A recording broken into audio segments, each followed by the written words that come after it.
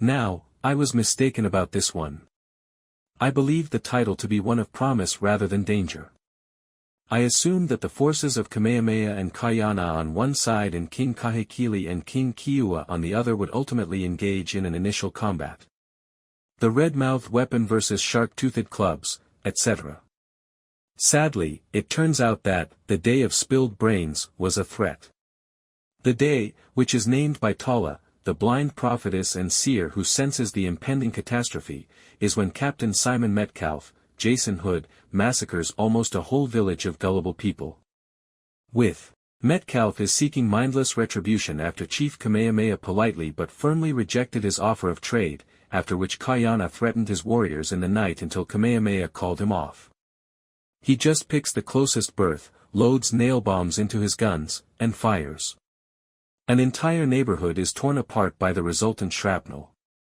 This includes Wayne, the Hawaiian woman who, after a protracted voyage from her homeland to the outside world and back, is killed by a white man in her own house. You can be certain that there will be a reckoning for this. Ka'iana lashes out at Metcalfe and his men Marley, the scumbag who attempted to sell her buddy Tony into slavery, when they arrive on Hawaii. Tony, whom Marley almost sold into slavery, supports Kamehameha's accusations of cruelty and deceit. However, Kamehameha doesn't see things the war chief's way because he can't truly comprehend the level of brutality Ka'iana experienced in the Paleskins world, and these folks haven't shown any signs of being hostile. He pays enough attention to Ka'iana and Tony to order the men to leave, but not enough to carry out Ka'iana's wishes and murder them where they are. In order to convey a message to the waves of white guys who would undoubtedly follow, they stand. It appears that Kamehameha had good reason to spare the men. Wouldn't it be preferable for the reputation of Hawaiians to be one of friendliness and hospitality, but with a hint of ferocity? No, Ka'iana responds. That won't matter. Now is the moment to act. Ka'iana's counsel causes conflict even within his own family. Naturally, Tony is aware that his big-maned brother Nahi is committed to treating these jerks like Captain Cook. Anyone the threat they pose and the type of individuals they are.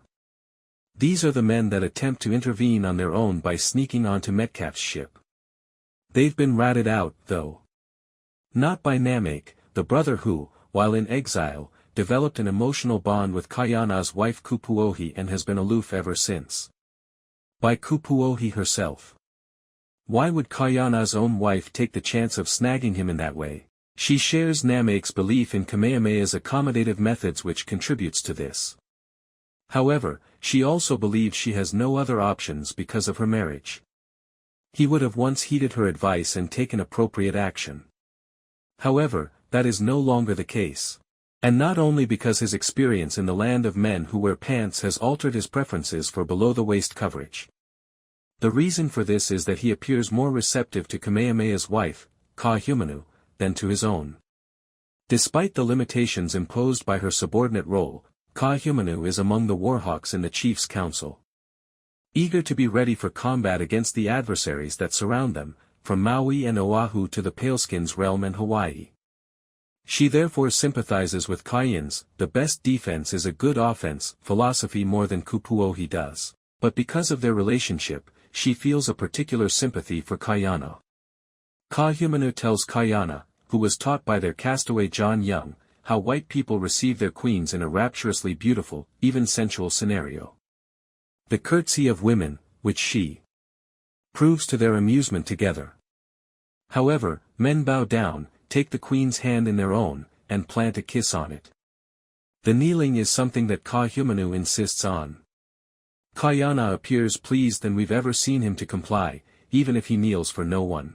To see such a strong man willingly bow down to a woman just because she asked him to. Hot stuff. If only Kamehameha had that kind of flexibility. No matter how hard they try, no one can convince him that the pale skins pose a far greater threat than he could have ever imagined. His ideas are admirable. However, what use do rules serve to punish those who do not want to follow them? Laws against men who believe they are exempt from the law are useless.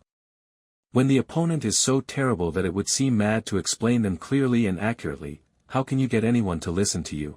Ka'iana is upset at the birth of a chief's child, which is why she doesn't have the dejected and, to be honest, anxious expression on her face. Everyone in the village is ecstatic about the arrival of new life, but Kamehameha and Ka'iana are the most excited.